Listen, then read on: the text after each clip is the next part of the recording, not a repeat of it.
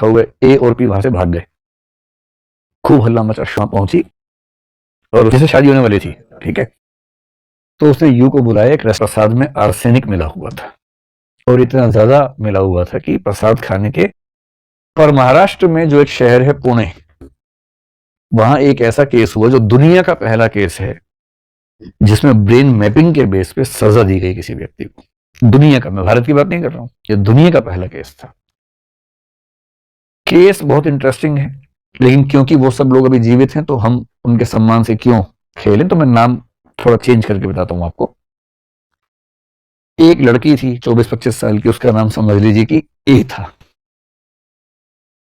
एक लड़का था, उसका नाम समझ लीजिए कि यू था। एक और लड़का था, समझ लीजिए उसका नाम पी था, ठीक। तो ए और यू देश के एक ही राज्य से थे। मैं राज्य का नाम भी नहीं बोल रहा फिलहाल, बहुत मन करे क्लास के बाद चुपके से पूछ लीजिएगा, बता दूंगा सर। तो एक ही राज्य से थे, प्रेम करते थे, इनकी फैमिलीज मान गई, एंगेजमेंट भी हो गई कि ठीक है शादी करेंगे, पर अभी छोटे हैं, पढ़ाई लिखाई कर ले, बाद में शादी कर देंगे। तो ये दोनों बच्चे एमबीए करने के लिए पुणे आए, पढ़ने लगे, और ये तय था कि शादी करेंगे आगे चल के। ये जो मिस्टर पी हैं, ये भी एमबीए करने के लिए पुणे आए, और ये आए थे देश के किसी और हिस्से से, मैं क्यों शहर का नाम लिखूं, देश के किसी और हिस्से से आए थे, ठीक।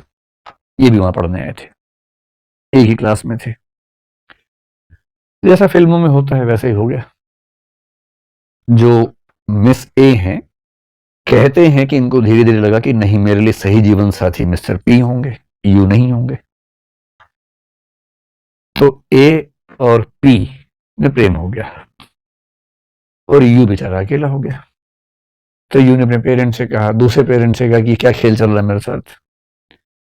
तो पेरेंट्स ने भी समझाया दोनों को। उसके बाद कहते हैं, जो केस में लिखा हुआ है, ए और पी वहां से भाग गए। खूब हल्ला मचा, शोर हुआ, खूब हुआ। अंत में फिर ए वापस वहां पहुंची और उसने यू से कहा, आप समझ रहे ना यू कौन है, यू कौन है, जिससे शादी होने वाली थी, ठीक है। तो उसने यू को बुलाया, एक रेस्टोरेंट में, बहुत फेमस रेस्टोरेंट में बुलाया पुणे में। तो यू आया, नाराज भी था। तो उसने कहा, नाराज मत हो, गलतियां हो जाती हैं, मैं भी शिरडी के मंदिर गई थी, वहां से प्रसाद लाई हूं, सब ठीक होगा, लो प्रसाद तो खाओ। तो उसने प्रसाद खाया। आरोप है कि प्रसाद में आर्सेनिक मिला हुआ था और इतना ज्यादा मिला हुआ था कि प्रसाद खाने के कुछ सेकंड्स के बाद उस व्यक्ति को दिक्कत हुई और कुछ मिनटों में उसकी मृत्यु हो गई। किसकी मौत हुई बताओ, पता है ना, यू की हुई। हाँ, यू की मौत हो गई। पुलिस आ गई तो ये पहले माना गया कि एक्सीडेंटल डेथ है, पता नहीं क्या था। फिर जो यू मरा था, उसके पेरेंट्स ने आरोप लगाया ए पे, पूरी कहानी बताई पुलिस को। फिर ए पे चार्ज लगा, इन्वेस्टिगेशन हुई, सबूत कोई था नहीं। उस समय तक सीसीटीवी उस तरह से होते नहीं थे। ये भी साबित नहीं हो सकता था कि प्रसाद ए ने यू को दिया। कैसे साबित हो जाएगा, सीसीटीवी तो है नहीं, और कोई चुपके से अब कुछ कहे खाने के लिए, कोई और वहां पर देख नहीं रहा, कैसे साबित होगा। तो पुलिस ने अपनी तरफ से बहुत सारी कोशिश की, लेकिन कुछ साबित कर नहीं पा रही थी। अंत में उस केस में तय हुआ कि भाई हम बीईओएस करवाएंगे, और इनसे कहा गया मिस ए से कि आप ये टेस्ट करवा लीजिए। पुलिस समझाती है कि देखो टेस्ट करवा लो, तुम तो ईमानदार हो, इससे बच जाओगे, बहुत ठोस बात हो जाएगी, टेंशन में तो उसमें कुछ नहीं होता है, लेकिन हाँ बात अच्छी हो जाती है।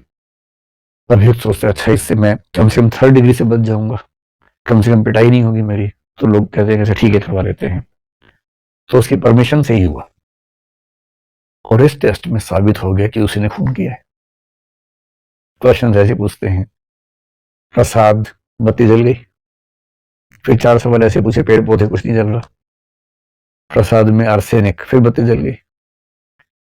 फिर आर्सेनिक कहां से खरीदा था, उस शॉप का नाम बोला, बत्ती जल गई।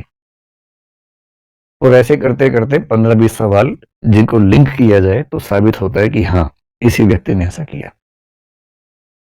और ये बीईओएस की रिपोर्ट कोर्ट में गई, और उस कोर्ट में जो जज थी, शालिनी उनका नाम था, शालिनी जोशी नाम था, शालिनी फलसावकर जोशी शायद नाम था पूरा।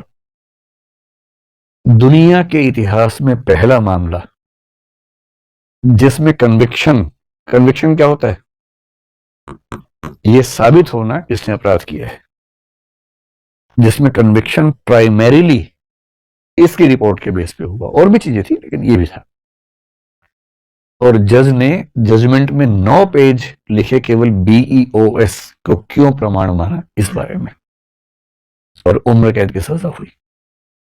हालांकि बाद में सुप्रीम कोर्ट का जो फैसला आया 2010 में, उसके बाद ये सब गवाही ही बेकार मान ली गई, तो फिर चीज चेंज हो गई। लेकिन हाँ, और जैसी ये सजा हुई, दुनिया भर के क्रिमिनल जो साइंटिस्ट हैं, क्रिमिनोलॉजी के एक्सपर्ट्स हैं, उन सब में चर्चा होने लगी, जर्नल्स में आर्टिकल छपने लगे, आरोप लगने लगे भारत सरकार पे, भारत की राज्य पे।